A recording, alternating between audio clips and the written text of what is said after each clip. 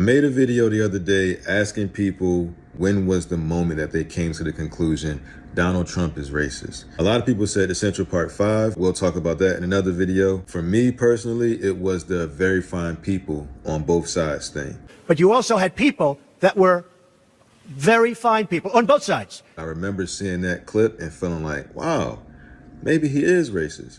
And I just happened to come across this video on YouTube. It basically said that the clip was edited and that I should go back and watch the entire clip. So I watched the entire thing. It got to that point where he says very fine people on both sides. And I'm like, see, that's exactly, I knew he said that. There's no point in me even continuing to watch this. And then it goes on and it gets to the part where he's like. And I'm not talking about the neo-Nazis and the white nationalists because they should be condemned totally. So he said he wasn't talking about the neo-Nazis and white supremacists. Why would they show me part of the story and make me feel like this? Even in the presidential debate against Joe Biden, he brought up the very fine people thing. He said, I think they're fine people on both sides. What American president would ever say, Nazis coming out of fields, carrying torches, singing the same anti-Semitic bile, carrying swastikas, were fine people? Kamala Harris just brought it up on the recent debate. Let's remember Charlottesville, where there was a mob of people carrying tiki torches, spewing anti-Semitic hate. And what did the president then at the time say? There were fine people on each side. People are still saying it even though it's been debunked. Snopes just added this shit in 2024 that was a lie. It supposedly said in 2017. He dropped out of a presidential race because white supremacists joined his same party. I'm not going to be running. The party is, as you know, self-destructing. When you say the party is self-destructing, what do you see as the biggest problem with the Reform Party right now? Well, you've got David Duke just joined. A bigot, a racist, a problem. I mean, this is not exactly the people you want in your party. Then you find that clip of him with Jesse Jackson. Beyond that, in terms of reaching out and being inclusive, he's done that too. And created for many people a comfort zone when I ran for the presidency in 84 and 88. And many others thought it was either laughable or something to avoid. He came to our business meeting here in New York because he has this sense of the curious and a will to risk to make things better. And so aside from all of his style and his pizzazz, he's a serious person who's an effective builder of building to the build of people. Last year, he was a part of our workshop, of our panel workshop on what are the challenges and opportunities. And so this, a year later, Donald Trump, for a few minutes, challenges and opportunities to embrace the underserved communities. Donald Trump.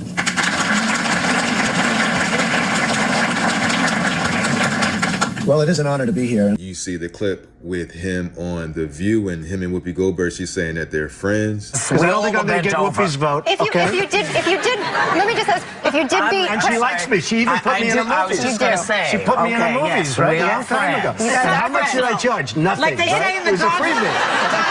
If you did beat Obama, though. People love this guy. Like Oprah saying that he should run for president. Do you have a vice presidential candidate in mind? Well, I really haven't gotten quite there yet. I guess it's just Oprah. I love Oprah. Oprah would always be my first choice. Oprah, your competitor, right? Oprah's competitor. You know what? I'll tell you, she's really a great woman, though. She is a terrific woman. She's somebody that's very special.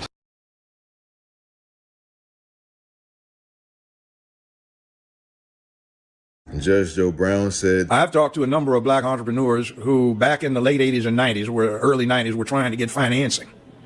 They couldn't. Somebody told them to go check with Donald Trump. So they come back and tell me they got a loan from Donald Trump.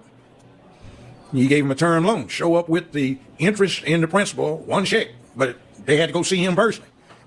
They independently relate this tale that when they saw him, he said, this what you're supposed to pay me? This our agreement? I said, yeah. And then tore the check up, shook their hands, and congratulations. Now run your business.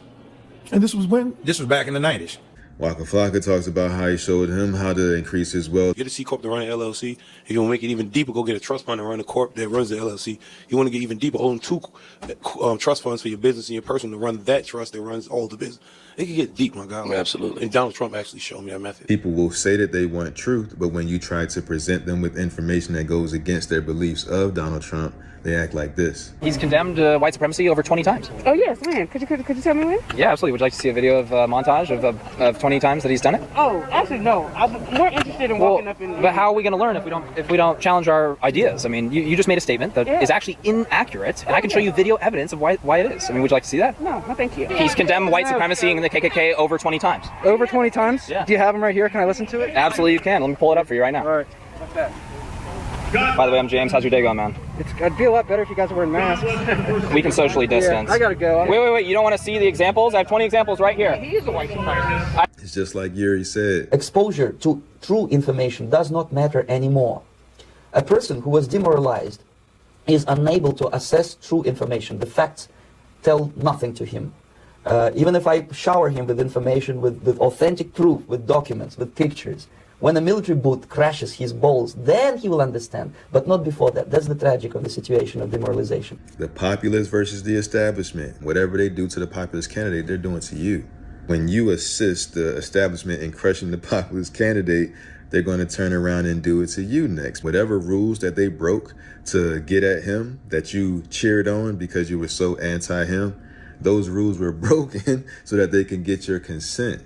And now that they've used your hatred to build consent to break the rules, now they can turn that same attack towards you. And you've yayed and amened it into existence.